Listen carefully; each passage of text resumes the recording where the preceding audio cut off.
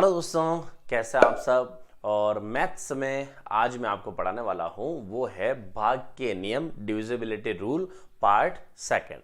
तो first part में हमने भाग के नियम जो पढ़े थे वो थे 3 और उसके बाद पढ़ा था 9। 3 और 9 का नियम सेम था।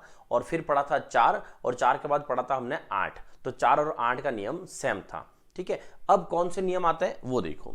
तो हम इसमें गिनती से अगर शुरुआत करें तो 1 2 3 4 5 6 7 8 9 और 10।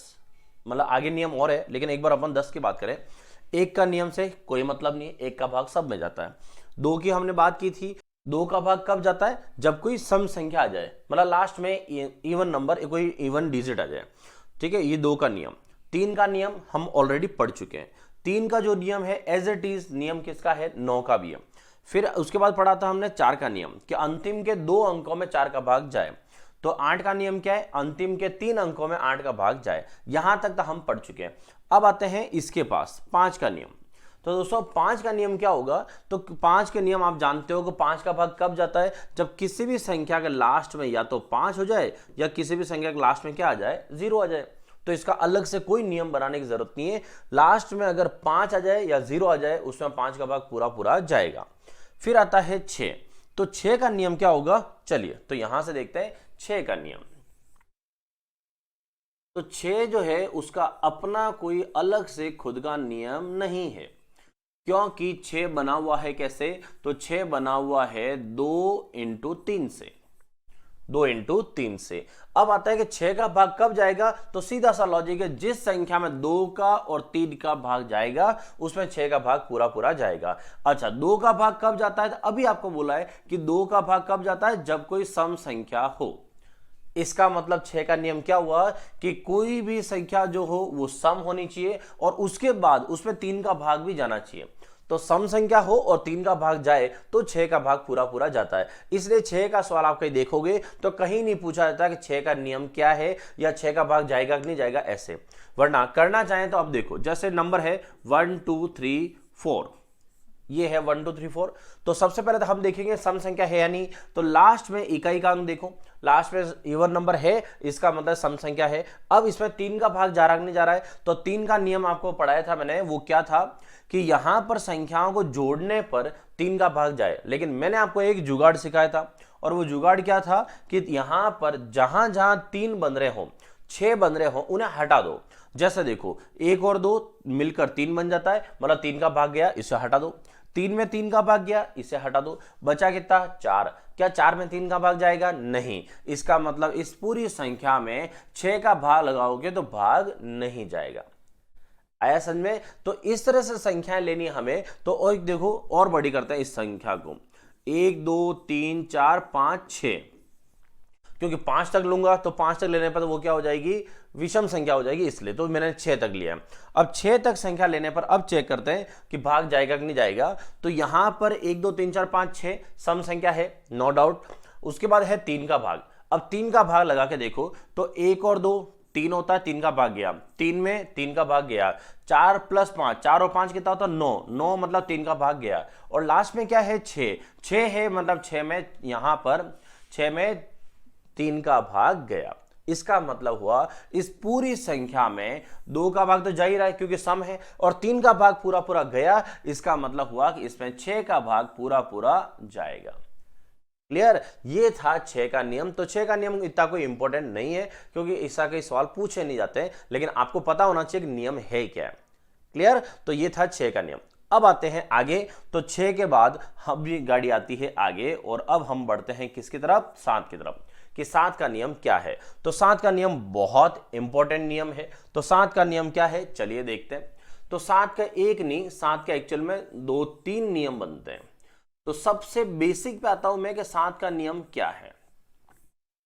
ठीक है, और ये जो अभी बेसिक नियम जो बता रहा हूं वो काम बहुत कम पड़ेगा, लेकिन इसका जो सेकंड नियम है वो बहुत काम पड़ेगा, और उसके ऊपर सवाल भी बहुत पूछे जाते हैं। तो ध्यान ना, अभी जो पहले बता रहा हूं वो इतना इंपॉर्टेंट नहीं है, क्योंकि आप देखो अभी जैसे आपसे पूछा जाए कि 1 2 3 4, क्या इसमें 7 का भाग जाएगा या नहीं जाएगा?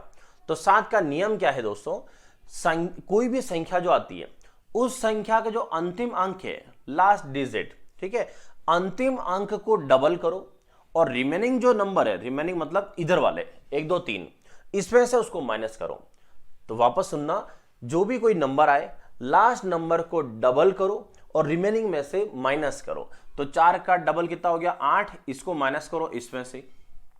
1 2 3 में से 8 माइनस करो तो कितना आएगा 115 आएगा, ये आया। अब चेक करो क्या इसके अंदर 7 का भाग जा रहा है, और अगर माना कि आपको लगे कि इसमें नहीं पता चल रहा है तो सेम प्रोसेस वापस रिपीट करो। सेम प्रोसेस वापस मतलब लास्ट डिजिट अब कौन है 5 है। अब 5 का क्या कर दो डबल करो और डबल करके रिमेनिंग में से माइनस कर दो।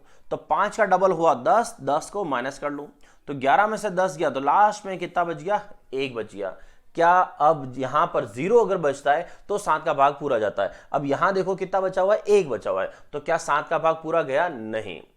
अब आप एक बेसिक चीज सोचो कि इतना हम यहां से करके आए, इससे अच्छा था हम सीधा 7 का भाग ही लगा देते हैं।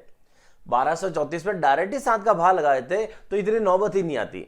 तो कहने का मतलब ये है कि जब भी ये प्रोसेस देखा जाए ये बहुत लंबी प्रोसेस है, इसलिए मैंने शुरुआत में ही बोल दिया आपको कि ये इतना इंपॉर्टेंट नहीं है। अब आते हैं मेन इंपॉर्टेंट क्या है उस पर आते हैं। तो 7 का नियम के लिए सबसे मेन इंपॉर्टेंट कुछ ये नियम है, ठीक है। तो यहां से एक एक पर अपन बात करते हैं। तो सबसे पहले क्या लिखा है, कोई एक अंक, ठीक है, एक ही अंक 6 बार रिपीट होता हो, मतलब 6 बार आता हो। तो 6 बार मतलब जैसे 1 2 3 4 5 6, कोई भी अंक हो अगर वो 6 बार आता है तो उसमें हमेशा 7 का भाग पूरा पूरा जाएगा। इस चीज का ध्यान रखना, ठीक है। कोई भी अंक आ जाए 6 बार आना चाहिए। अब यह है कि यहां पर 6 की गणित चलेगी, सीधी से कहें तो कैसे, मतलब 6 अंकों की, और मैं लिख दूं 6 अंक, ठीक है। एक अंक आ जाए तो 6 बार। अब दूसरा देखो, कोई 2 अंकों की संख्या 3 बार रिपीट हो, तो 2 अंकों की संख्या 3 बार आती हो, ठीक है, रिपीट मतलब 3 बार आती हो। तो यहां से 25 25 25 जैसे लिखा है, कितनी बार आ रहा है 3 बार आ रहा है। वापस देखा जाए तो कितने अंक हो गए 6 अंक। यहां सब कुछ गणित 6 अंकों की है, तो यहां पर 3 बार रिपीट हो रहा है मतलब हो गया 6 अंक, मतलब इस पर 7 का भाग पूरा पूरा जाएगा। और आगे देखो, 3 अंकों की कोई संख्या हो और वो 2 बार आती हो, तो 3 अंकों की संख्या 2 बार आती हो तो 452 452 हो गया 2 बार, वापस हो गए 6 अंक, 3 और 3 6 अंक। इसका मतलब यह है कि एक अंक हो तो 6 बार आ जाए, 2 अंक है तो 3 बार बन सकता है, और 3 अंकों का अंक कोई नंबर है तो 2 बार आ सकता है, ताकि 6 अंक के जोड़े बन जाए। उसमें हमेशा 7 का भाग पूरा पूरा जाता है। यह है 7 का सबसे इंपॉर्टेंट नियम। अब आते हैं इसके सवाल पे कि सवाल क्या पूछे जाते हैं। देखो, जैसे एक सवाल लिखा हुआ है 7x y z 6 8 में x plus Y plus Z का मान क्या हो कि इसमें 7 का भाग पूर्ण रूप से जाए। तो यहां पर हमें x y z निकालना है। तो सबसे पहले हम यहां चेक करेंगे ये x y z कौन सा नंबर है। तो उसके लिए हमें देखने हैं, अभी जो पढ़े जस्ट अपन ने 3 नियम, वो है कि एक ही अंक 6 बार आ रहा हो। क्या एक अंक 6 बार आ रहा है? नहीं आ रहा है, नंबर लगे। फिर देखना हमें 2 अंकों की संख्या क्या 3 बार आ रही है। तो 2 अंकों की संख्या अगर 3 बार होती तो यहां देखो 68, तो 6 से शुरुआत हो रही है। क्या यहां 6 से शुरुआत हो रही है? नहीं हो रही है। इसका मतलब यह भी कंफर्म है कि यहां पर जो है 2 अंकों की संख्या नहीं है। तो लास्ट कौन सा बचा? 3 अंकों की। 3 अंकों की कोई संख्या हो तो 3 अंक यहां से और 3 अंक ये वाले। अब हमें 3 अंक को यहां बिठाना है, तो क्या करेंगे? देखो यहां पर हमें फर्स्ट पता है, तो फर्स्ट फिर हमें यहां लाना पड़ेगा सेम। तो मैं यहां लिख देता हूं, इधर फर्स्ट 7 है तो इधर भी फर्स्ट क्या होना चाहिए? 7। इधर का जैसे फर्स्ट पता चलता है तो सेकंड और थर्ड तो पहले से पता है। तो फर्स्ट पता चल गया, सेकंड और थर्ड पहले से पता है। तो इसका मतलब हम सेम इधर बनाएंगे कि 7 6 8, तो इधर भी क्या बन जाए? 7 6 8। तो 3 अंकों की संख्या 2 बार हो गई, मतलब 7 का भाग जाएगा। तो अब हम आते हैं, ये हमने किसकी जगह लिखा है? तो 6 लिखा है x की जगह और 8 लिखा है y की जगह और 7 लिखा है z की जगह। इसका मतलब हुआ कि x y z के हमें मान, तीनों के मान मिल चुके हैं। अब वो पूछ रहा है x plus Y plus Z का मान बताओ। तो यहां पर x का मान हमें 6 मिला है, y का मान हमें 8 मिला है और z का मान हमें 7 मिला है। तो 6 प्लस 8 प्लस 7, 6 प्लस 8 14 और 14 और 7 21। इसका मतलब इसका आंसर कितना है? 21 21 है। क्लियर है दोस्तों? तो ये था 7 का नियम का एग्जाम्पल। और देखो अभी तो, चलो नेक्स्ट देखो। नेक्स्ट लिखा हुआ है 6xy और xy7।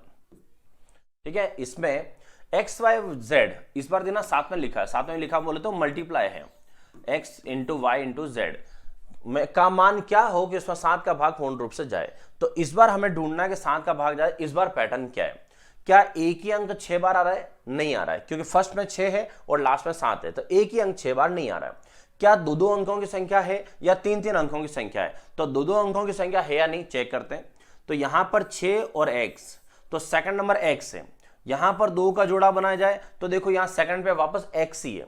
ठीक है, उसके बाद यहां से देखा जाए तो इस बार सेकंड नंबर हमें पता है, तो इसका मतलब ये वाला और ये वाला सेम है, तो ये वाला फिर यहां पर सेम हो सकता है, आराम से हो सकता है, कोई डाउट नहीं है। अगर यहां से हम इसको नहीं देखें तो क्या 3 अंकों की संख्या हो सकती है क्या? एक बार चेक कर लेते हैं।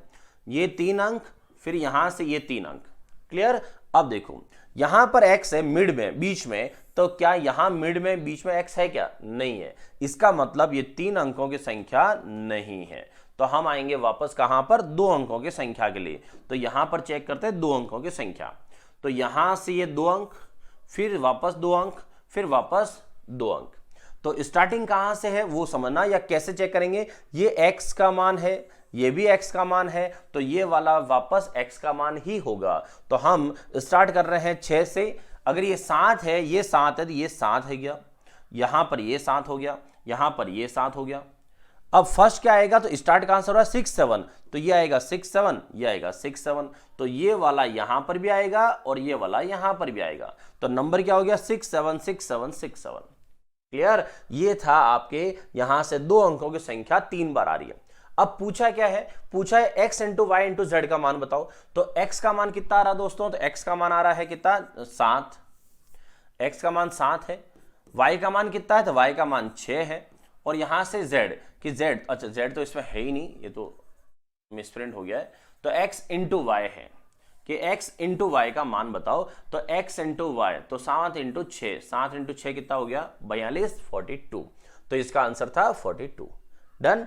चलो और देखो, ये अगला सवाल है, ये किसी संख्या को 7 से गुणा करने पर, 7 से गुणा करने पर, तो किसी संख्या को 7 से गुणा करने पर गुणनफल जो है, जो इसका आंसर आएगा, प्रत्येक अंक 3 प्राप्त होता है। प्रत्येक अंक 3 प्राप्त होता है, तो ऐसी सबसे छोटी संख्या क्या होगी? और इसके लिए मैंने ऑप्शन भी लिखे हैं क्योंकि सवाल ऑलरेडी एग्जाम में आया हुआ है, इसलिए। तो प्रत्येक अंक 3 प्राप्त हो, ऐसी सबसे छोटी संख्या क्या होगी? तो 7 को गुणा करना है, लेकिन ऐसे संख्या से गुणा करना है कि हर एक अंक 3 हो जाए। तो अभी अभी हमने एक नियम पढ़ा है, और वो नियम ये पढ़ा था कि 7 का कभी भी किसी संख्या में भाग जाए तो हर एक जैसा हो सकता है। कब? जब वो 6 बार आता है। मतलब कोई भी अंक 6 बार आएगा तो 7 का भाग तो उसमें जाएगा जाएगा। इसका मतलब ये सवाल उससे रिलेटेड है कि 7 का गुणा मैं किससे करूं कि हर अंक 3 बार आए, 3 3 3 ही आए।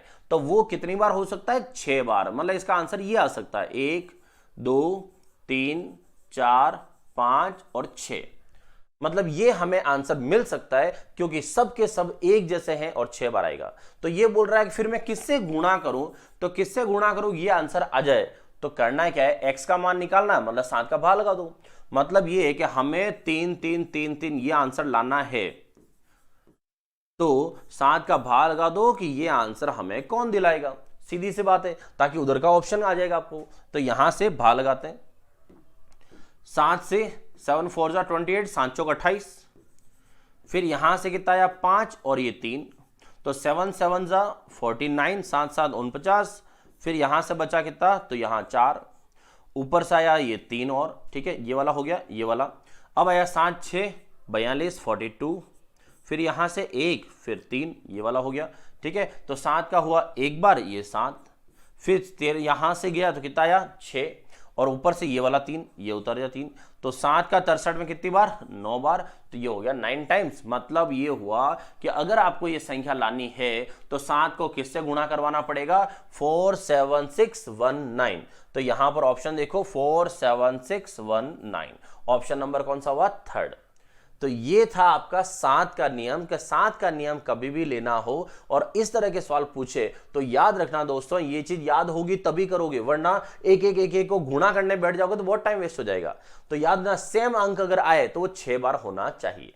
ठीक है, आगे बढ़ते हैं और देखो अगला नियम अब है कौन सा, 11। अब 11 क्यों आया है, एक बार वापस गणित देख लेते हैं अपन कि 11 अभी यहां पहले क्यों आया।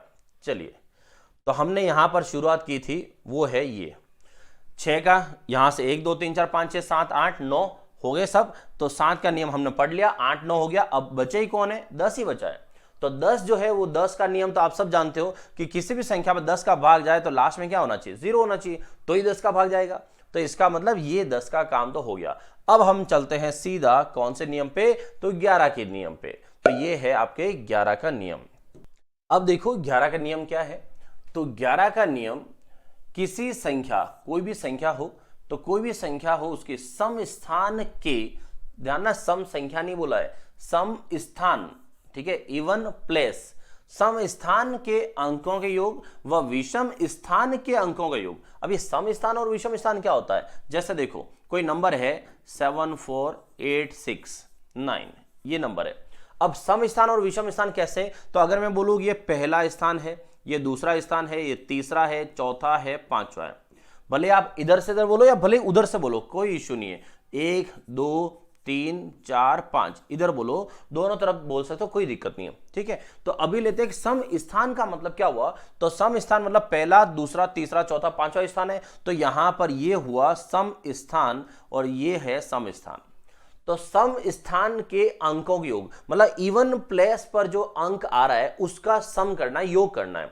तो यहां से है ये 4 और 6, तो हमें इसको जोड़ना है 4 + 6। ठीक है, इतना कुछ करने की जरूरत नहीं है, ये तो डेफिनेशन है इसलिए बता रहा हूं, सीधा तरीका भी है इसका।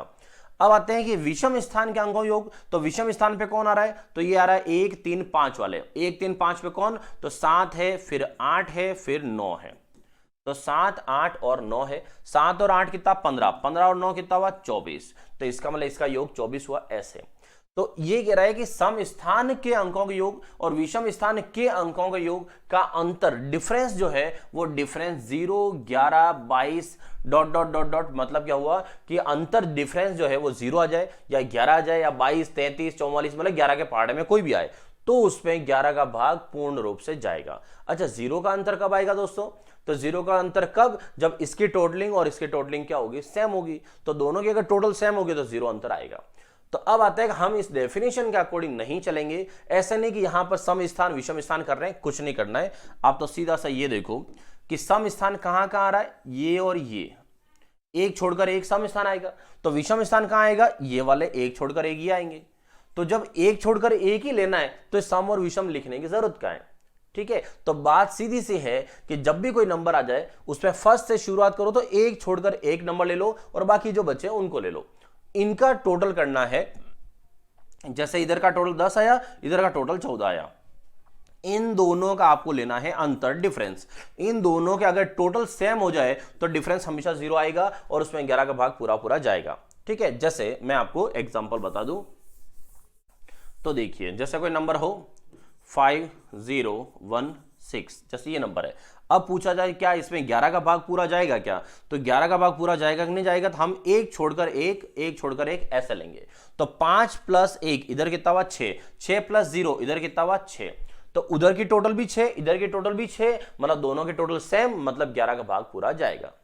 आया समझ में, ऐसे। और देखो जैसे मैं लिखूं 616, अब ये नंबर है, अब 616 में मतलब ये एक छोड़कर एक, अब इधर तो एक सिंगल ही बचा है तो सिंगल ही लेंगे। तो 6 और 6 कितना हो गया 12, तो इधर से तो टोटल हुआ 12 और इधर से हमारे पास कितना है 1, तो 12 और 1 में कितना डिफरेंस हुआ 11 का, मतलब इसमें 11 का भाग पूरा पूरा जाएगा। आई बात समझे। तो जब भी यहां पर और अगर बड़े के नंबर की तरफ चले तो देखो एक नंबर और लिख लेता हूं, 91 92 91 92 और 92, जैसे ये है। अब चेक करना क्या इसमें 11 का भाग जाएगा या नहीं जाएगा, तो देखो 9 9 और 9 9 9 3 टाइम्स, तो ये हो गया 27, इधर जोड़ने से 27 आया। अब आते हैं इधर 1 2 2, तो 1 2 2 कितना हुआ 5 आया। अब इधर जोड़ने से 27 है, दूसरी तरफ कितना है 5 है, तो 27 और 5 कितना, सॉरी 27 माइनस 5, तो 27 माइनस 5 कितना हुआ यहां से 22, 22, और 22 अगर डिफरेंस है तो 11 का भाग पूरा पूरा जाएगा, तो यहां से 919292 में 11 का भाग पूरा पूरा जाता है। आगे बात समझे, तो ये है 11 का नियम, तो 11 का नियम है एक छोड़कर एक, सीधी सी कहानी ये है। अब चलते हैं इसके सवाल पे, तो सवाल देखो, सवाल में लिखा हुआ है 7 2 4 x 8 में x का मान क्या हो कि इसमें 11 का भाग पूर्ण रूप से जाए, तो x का मान क्या हो 11 का भाग जाए, तो 11 का नियम हम क्या करेंगे, अभी जो पढ़ा है एक छोड़कर एक को लेंगे और एक छोड़कर एक इधर, 7 और 4, 7 4 कितना है 11, 11 और 8, तो 11 और 8 कितना हो गया 19, और इधर कितना है हमारे पास 2 प्लस एक्स है, 2 प्लस एक्स है, मतलब हमें 2 में कुछ ऐसा जोड़े कि 19 आ जाए, दोनों की टोटलिंग बराबर हो जाए। तो याद रखना डिफरेंस क्या क्या होना चाहिए, तो एक तो अंतर जो है वो 0 हो जाए या फिर इससे बड़ा 11 22 ऐसा कुछ हो जाए, तो 11 के बाद जाएगा। अब आते हैं कि अगर मुझे इधर 19 बनाना हो, दोनों की टोटल सेम करनी हो, तो x की जगह पर 17 आना चाहिए, कितना आना चाहिए 17, जो पॉसिबल है नहीं है, मतलब x की जगह 17 तो पॉसिबल नहीं है, तो दोनों की टोटल सेम होकर अंतर 0 आ जाए, ऐसा नहीं हो सकता, पहली कंडीशन खत्म, मतलब ये तो नहीं हो सकता। चलो दूसरा, अगर 0 का अंतर नहीं हो तो 11 का अंतर हो जाए, तो 0 नहीं हो तो 11 का अंतर हो जाए, अगर इसमें और इसमें 11 का अंतर लेना हो तो उधर तो फिक्स 19 रहेगा ही रहेगा। अब मुझे 11 का अगर अंतर लेना है, यहां लिख देता हूं ये 11 का अंतर, तो इधर कितना होना चाहिए, तो 19 माइनस 11, मतलब इधर कितना होना चाहिए 8, ताकि यहां दोनों में 11 का अंतर हो जाए। और अगर मुझे इधर 8 लाना है तो मेरे पास पहले से कितना है 2 है, तो x की जगह पर मैं कितना लाऊंगा 6, अगर x की जगह पर 6 आ जाए तो 2 प्लस 6 कितना हो जाएगा 8 हो जाएगा, तो 2 प्लस 6 8, और 19 और 8 में कितना अंतर हो गया 11, मतलब इसमें 11 का भाग पूरा पूरा चला जाएगा। तो फाइनली ये नंबर जो हमें मिला वो नंबर क्या हुआ 72468, तो 72468 में 11 का भाग पूरा पूरा जाता है। आया समझ में, क्लियर। और एग्जांपल देखो, आगे लिखा हुआ है 4 फिर 9 x 1 7 5 और 8 में x का मान क्या हो कि इसमें 11 का भाग पूरा पूरा जाए। अब x का मान क्या हो 11 का भाग जाए, तो देखिए यहां से हम लेंगे वापस सेम पैटर्न वही फॉलो करेंगे, तो यहां से यहां पर एक छोड़कर एक लेंगे ऐसे, इधर वापस एक छोड़कर एक इधर ले लेते हैं, तो यहां से 4 प्लस x, तो x छोड़ दो एक बार, 4 और 7 11, 11 और 8, तो 11 और 8 कितना 19, और 19 प्लस x, मतलब 19 में हमें कुछ जोड़ना है। दूसरी तरफ कितना है, तो 9 और 1 10, 10 और 5 15, इधर 15 है, तो इसका मतलब उधर 15 है और इधर 19 प्लस x है। अब हमें यहां पर 11 का भाग लगाना है, तो यहां पर अंतर सबसे पहले 0 सेट करो, क्या होगा क्या, तो 19 में हम अगर कुछ भी जोड़ेंगे तो 19 से बड़ा ही होगा नंबर, तो 19 में जोड़ेंगे तो 19 से बड़ा होगा, और उधर जो है वो 15 फिक्स है, तो 0 का अंतर तो इसमें पॉसिबल नहीं है। अगर 0 का अंतर पॉसिबल नहीं है तो उसके बाद जो अंतर है वो कितना लेते हैं हम 11 का लेते हैं, तो 0 तो पॉसिबल नहीं हुआ, अब 11। अब 11 का अंतर अगर लेना हो तो यहां का नंबर क्या होना चाहिए, तो दोस्तों ध्यान ना, उधर फिक्स है 15 ही रहेगा, हमें अंतर अगर 11 लेना है तो इधर का नंबर हमें बड़ा करना पड़ेगा ताकि इन दोनों का अंतर 11 आ जाए। अब 11 का अंतर लेना है तो उधर है 15, 11 का अंतर लेना है तो इधर कितना लेना पड़ेगा, दोनों को प्लस करके देख लो, तो 15 प्लस 11 मतलब 26, अगर इधर 26 का टोटल हो जाए तो उधर 15 है ये और अंतर 11 बन जाएगा, और 26 इधर बनाना हो तो हमारे पास पहले से कितना है 19 हमारे पास पहले से है, और 26 हमें बनाना है, इसका मतलब यहां x की जगह पर कितना आ जाए 7 आ जाए, तो 19 और 7 26 हो जाएगा और उधर 15 हो जाएगा, और दोनों का अंतर कितना हो गया 11 हो गया। आया समझ में। तो मैंने बिल्कुल ऐसा सिंपल सवाल नहीं लिया है कि 0 अंतर देखा ना आप कर लो, थोड़ा सा ऐसा सवाल अगर आ जाए तो थोड़ा सा आपको ध्यान रहेगा कि ऐसे टोटल करके कैसे चेक करता है। ठीक है दोस्तों, ये है आपके 11 के भाग के नियम। अब आते हैं आगे कि 11 तक, ये 11 तक के नियम सारे कंप्लीट हो गए, जो खास नियम थे वो 1 से लगाकर 11 तक के यही नियम होते हैं। अब आते हैं कि इसके बाद जो संख्या होगी उनके नियम में कैसे क्या रहेगा, या जो एग्जाम में आते हैं उन्हीं की बात कर रहा हूं, बाकी ऐसा तो 13 14 15 ऐसे बहुत सारे होंगे, लेकिन पॉइंट आता है कि अब जैसे यहां सवाल है उसको समझना कोई संख्या यदि 4 तथा 6 दोनों से विभक्त हो, मतलब भाग जाता हो, 4 का भी जा रहा हो ना 6 का भी जा रहा हो, तो क्या यह आवश्यक है कि यह संख्या 24 से भी भाग जाती होगी, मतलब 24 से भी विभक्त हो, तो जिसमें 4 का भाग जाए और 6 का भाग जाए, तो क्या यह जरूरी है कि उस संख्या में 24 का भी भाग जाएगा? तो देखो मैं जैसे एग्जांपल बता दूं, 4 और 6 12, 24, फिर यहां से 4 और 6 36 और उसके बाद 48। ये आपके सामने ये कुछ नंबर लिखे मैंने। इन सब नंबर में 12 में 4 और 6 का भाग जाएगा, 24 में 4 और 6 का भाग जाएगा, 36 में 4 6 का भाग जाएगा, 48 में 4 और 6 का भाग जाएगा। मतलब इन नंबर में सब में 4 और 6 का भाग जा रहा है। अब चेक करो क्या इसके अंदर सब में 24 का भाग जा रहा है? तो सबसे पहला 12 इसमें भाग नहीं जा रहा है, 24 में 24 का जा रहा है, लेकिन 36 में ये 24 का भाग नहीं जाता है, 48 में भाग जा रहा है। इसका मतलब है कहीं कहीं जाएगा और कहीं कहीं नहीं जाएगा। तो ये कह रहा है कि तो क्या यह आवश्यक है, कंपलसरी है कि 24 का भाग जाएगा? नहीं, यहां पर 24 का भाग नहीं जाएगा। क्लियर? तो अब आते हैं कि फिर ये आगे नियम कैसे बनाएंगे हम, किसका भाग जाएगा नहीं जाएगा, ये कैसे डिसाइड होगा। तो शुरुआत कर रहा हूं मैं यहां से। देखो सबसे पहले जैसे ये 24 है और 24 से भी मैं छोटा नंबर आता है, 11 का नियम हमने पढ़ा है ना, 11 के बाद सीधा मैं 12 पे आता हूं। तो सबसे पहले आपको मैं कुछ चीजें सिखाता हूं ताकि आप कोई भी नियम आ जाए, अब कभी भी नियम बनाने की जरूरत नहीं पड़े आपको। तो 12 का नियम, तो 12 का नियम क्या होगा दोस्तों? तो क्या करना है आपको, जब भी कोई नंबर आपसे पूछे, आपको उस नंबर का को प्राइम ढूंढना है। मतलब को प्राइम बोले तो सहभाज्य संख्याएं। सहभाज्य संख्या क्या होती है मैं आपको थोड़ा सा समझा देता हूं। क्या करना है, जो भी नंबर आपको पूछे कि इसका नियम क्या है, तो इसका भाग जाए, ये हमें कैसे पता चलेगा? तो आपको करने हैं इसके टुकड़े, फैक्टर, गुणनखंड, गुणा में टुकड़े करने। ये कौन से पहाड़े में आता है? 2 × 6। और कहां आता है? 3 × 4। और कहां आता है? 4 × 3, वो तो इसी का उल्टा है। फिर 6 × 2 इसी का उल्टा है। और एक और रह गया सबसे फर्स्ट में, वो और देख ले तो वापस लिख देता हूं, वो भी 1 × 12। 1 × 12, 2 × 6, 3 × 4। ठीक है, अब आपको समझाता हूं क्या करना है। आपको ऐसी दो संख्या लेनी है, ये जो दो संख्या आ रही है ना, तो ऐसा जोड़ा लेना है जिन दोनों संख्या में कॉमन कुछ नहीं होना चाहिए, जिनमें कॉमन कुछ नहीं हो। ठीक है, कॉमन कुछ नहीं हो। देखो एक तो कॉमन होता ही होता है, उसको तो हम नहीं नकार सकते, लेकिन एक के अलावा कॉमन नहीं हो। और कहें तो मैथ्स के भाषा में कहा जाता है ऐसे दो नंबर जिनका एचसीएफ मस कितना हो? 1 हो। और कहा जाता है इनको को प्राइम नंबर।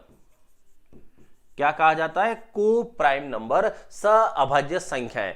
ऐसी दो संख्या ढूंढो जिनमें कॉमन कुछ नहीं हो। तो एक आप नहीं ले सकते क्योंकि उधर एक तो वैसे भी कॉमन रहेगा, तो फिर बचे ही 12 ही, तो ये नहीं ले सकते। फिर कौन सा बचा?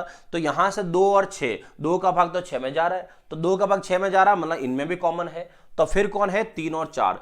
3 और 4 में कुछ भी कॉमन नहीं है। अच्छा, प्राइम नंबर देख के आप यूं मत समझना कि सिर्फ यहां अभाज्य संख्या होनी चाहिए, नहीं। को प्राइम का मतलब है ऐसी दो संख्या जिनमें कॉमन कुछ नहीं हो। तो 3 और 4 में कुछ कॉमन नहीं है, एक के अलावा, एक तो रह गई, एक के अलावा कुछ कॉमन नहीं है। इसका मतलब 12 का नियम क्या बना कि ऐसी संख्या जिसमें 3 का भी भाग जाए और 4 का भी भाग जाए, तो फिक्स है कि उसमें 12 का भाग जाएगा ही जाएगा। 3 का और 4 का भाग जाएगा तो 12 का भाग जाएगा ही जाएगा। तो अब आते हैं हम इस बैक सवाल पे यहां पर। ठीक है, और अब बात करते हैं, ये कह रहा था कि 24 का भाग जाए, तो 24 का भाग जाए तो बताओ वो संख्या फिर कौन सी होनी चाहिए कि 24 का भाग फिक्स जाए ही जाए। तो 24 का नियम क्या होगा दोस्तों? अब इसकी बात करते हैं।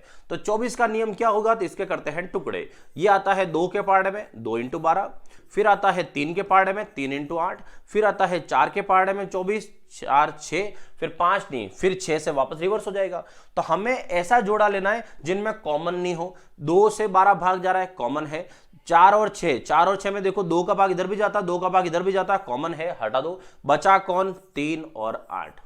मतलब यह है कि किसी भी संख्या में अगर 3 का और 8 का भाग, दोनों का भाग जाएगा, तो फिक्स है उसमें 24 का भाग भी जाएगा ही जाएगा। ये होते हैं बड़ी बड़ी संख्याओं के नियम। अब आप देखो यहां पर और क्या लिखा है, 36, 45, 56 ऐसे नंबर लिखे हुए। तो मैं 36, 45 आगे बात करते हैं। देखो 36 का नियम क्या होगा, 45 का नियम क्या होगा, और मैंने लिखा है 56 का नियम क्या होगा। अब आपको ये तो क्लियर हो ही गया होगा कि इनके नियम कैसे निकालते हैं। क्या करना है, इसके फैक्टर करने हैं टुकड़े, और टुकड़े करके आपको ढूंढने हैं कि ऐसे नंबर जिनमें कॉमन कुछ नहीं हो। तो देखते हैं, 2 से शुरू करते हैं 18, 3 से 12, 4 से 9, 5 नहीं, फिर 6 से 6, और फिर तो वापस रिपीट हो जाएंगे। तो यहां से वापस रिपीट होंगे तो देखो यहां से नंबर क्या मिलेगा, 2 से 18 में भाग जाता है, नहीं हो सकता। 3 का 12 में भाग जाता है, नहीं हो सकता। 4 और 9, 4 और 9 में कुछ भी कॉमन नहीं है। इसका मतलब जिस संख्या में 4 और 9 का भाग जाएगा तो फिक्स है कि उसमें 36 का भाग भी जाएगा ही जाएगा।